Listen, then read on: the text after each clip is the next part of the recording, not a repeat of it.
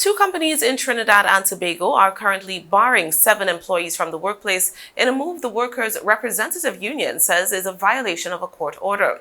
The companies in question, however, say the union is unfairly misrepresenting the issue in the media. Envirotech Holdings Limited is the parent company of Waste Disposals 2003 Limited.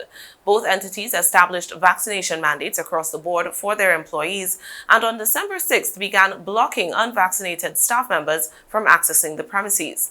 The Communications Workers Union, which represents the employees, took the issue to court, arguing that the mandate served as a material change to the workers' terms and conditions of employment imposed unilaterally by the employer.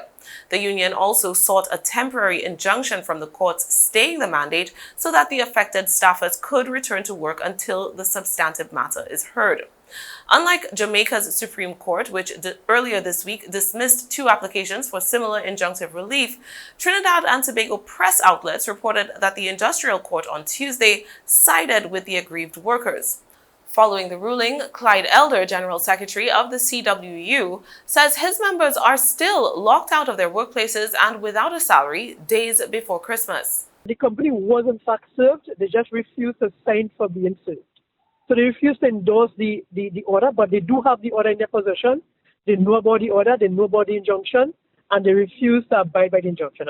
Yes, they are. They reported for work this morning, and they were denied entry once again. I'm sure they're going to report for work tomorrow, and I'm almost sure the same thing is going to happen again. And more than that, the court did say to pay them their salary for the month of December, and they still have not received their salary. And I think that is more than heartless, keeping in mind that on Saturday is Christmas. We reached out to Envirotech's representative, Dr. Jamil Broom, who said that the ruling from the court ordered that the staff be paid until the substantive issues were resolved, but made no mention about enforcing access to the workplace. Furthermore, Dr. Broom says that the nature of the business was such that rostering employees who are not vaccinated against COVID-19 would be all but impossible. What we've been experiencing is that the vaccinated workforce, because we're about 99.1% vaccinated of the 7 remaining, and they are saying that they don't want to be at work, or they don't want these unvaccinated staff to be in the same workspace as them, because the majority of the staff goes out. Waste disposal goes out, they pick up trash, they go everywhere, all the big major restaurants, all the big hotel chains, all of these different places. So the fact that these staff got vaccinated now, then they are now saying that we don't want to work with these other staff.